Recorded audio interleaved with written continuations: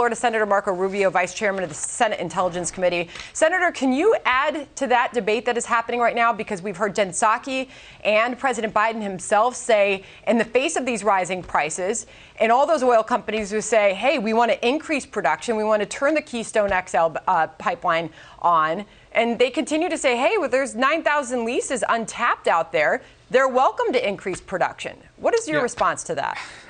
You know, I mean, I guess I'm a little bit more cynical than I used to be, being around here for a while now, but I was watching this because I was ready to come on the air. I've never seen such a level of disingenuity on the part of somebody. I mean, to be able to say that with a straight face, first of all, not every lease that's approved.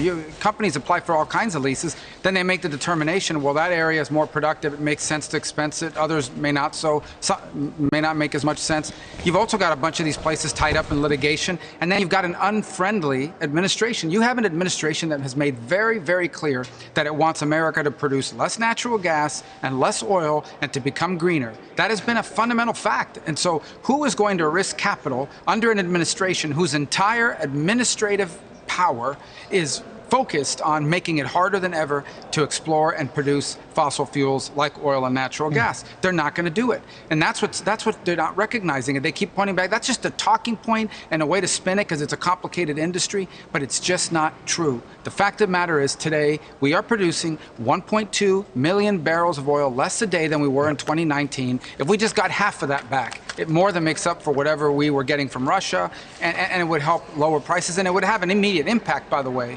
on oil prices. If the president were to announce America's going hard on this, I'm going to start waving a bunch of red tape and fight through it, it would have an immediate impact, not a huge, but it would have an impact because the markets, the futures markets would say America's going to be ramping up production because OPEC won't. Yeah, a lot of the senators, John Roberts here, is about sending signals. And I'm wondering, what sense does it make to restrict the importation of North American oil by not building new pipelines and restrict the production of domestic oil, while at the same time thinking about having conversations with Iran about getting some oil from them, and then going down the Maduro route again to get Venezuelan oil? Well, first of all, it makes no sense, because if you're a barrel of oil from Iran or Venezuela or Russia or anywhere else is no less damaging to the climate than a barrel of oil from America. The only difference between a barrel of oil from America and those places is we get the money and we get the jobs. But the second point you've raised is, you know, this Iran deal would do nothing for oil. The markets have already priced in an expectation that a deal is going to happen. So that discount's already in there for the most part. And Venezuela barely produces any oil. This is not Venezuela from 15 years ago. This is a corrupt, decrepit industry that produces less than 700,000 barrels of oil a day. Almost all of it goes to China because they pay the loans they owe to China. They have to pay it with oil. And 10% of it, the remainder, goes to Cuba for free in exchange for fake doctors. So that they don't have any oil to send us, even if they wanted to, and they can't ramp up production because their machines are outdated, their engineers have left the country, and their industry has become a decrepit mess run by incompetence. It's become a personal piggy bank for a narco dictator in Venezuela, who is, you know, very close to Iran and Russia and China, but not the United States. Senator, so then what happens? Because there's almost just this brazen admission by this White House that they don't plan to increase oil production here at home. As you keep hearing, it's up to those that are sitting on those leases to tap into them and raise production. And this continued push for a transition to green energy.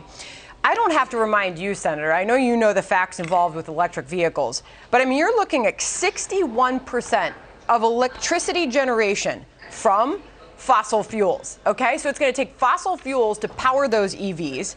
You're looking at the biggest lithium producers in the world, of which in the top 3 is China. So in this push, you're pushing reliance on China, and also in the middle of a moment where we know that Americans are living paycheck to paycheck, 65% of the country. They're pushing for them to get into vehicles that on average new cost $60,000 each. Yeah, so the problem the administration has is they know the answer to this question. They know what the right decision is, but they can't make it because it means going to war with a radical left, and they don't want to do it.